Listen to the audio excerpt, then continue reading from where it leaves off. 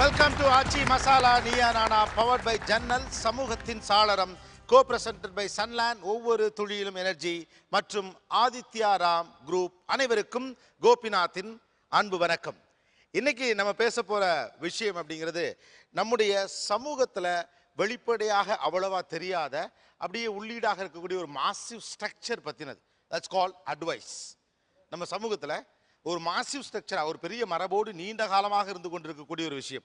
இன்னைக்கு இந்த நீயா நானா ஷோ தொலைக்காட்சி பார்க்கிறவர்களுடைய வீடுகளுக்குள் போய் டிராவல் பண்ணி வெளியில வரணும் அப்படின்னு ஆசைப்படுது.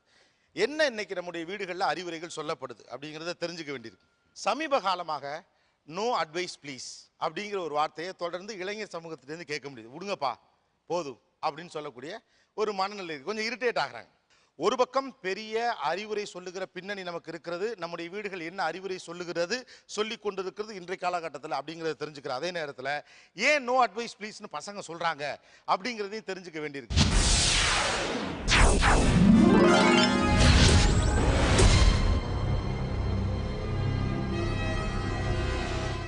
இந்த பக்கம் அம்மா அப்பாக்கள் எல்லாம் இருக்கீங்க இல்லையா, இந்த பக்கம் பசங்க.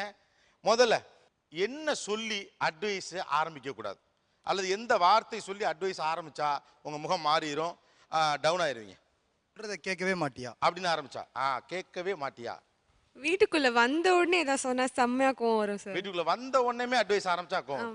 ஓகே.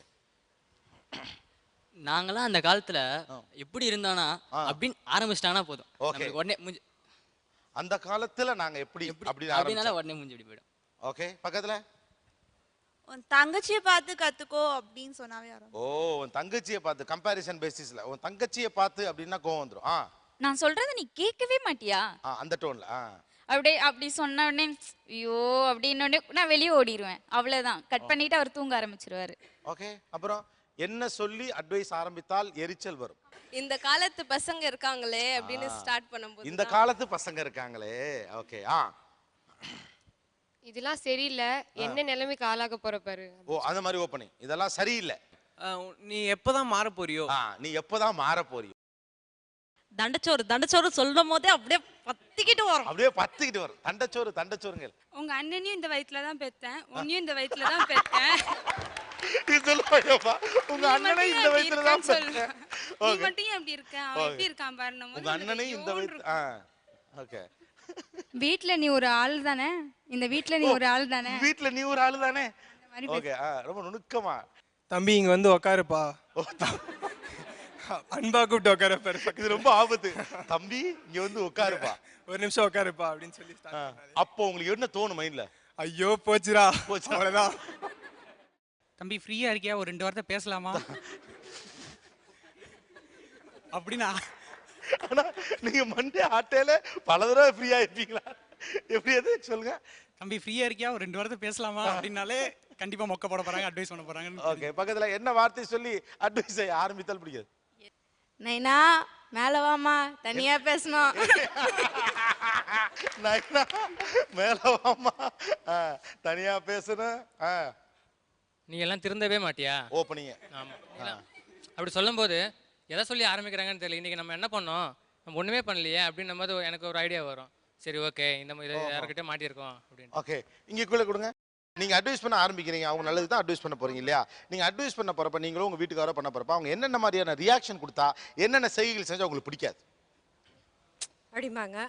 அப்புறம் வந்து கோமா விடுமா போதும் விடு அப்படிம்பாருங்க.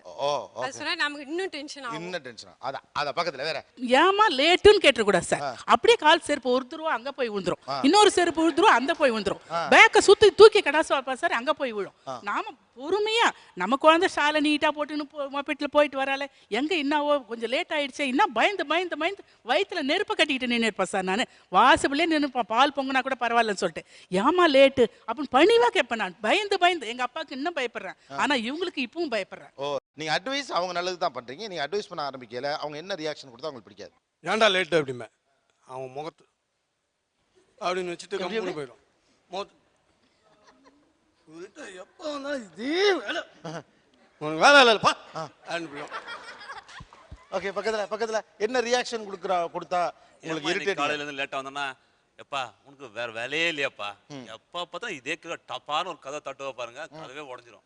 சட்டையே பண்ண மாட்டா, அவ பாட்டுக்கு நேரா போய் டிவியை சவுண்டா வச்சுடுவா, அவ்வளவுதான். அப்போ நமக்கு ஒண்ணுமே தெரியாது.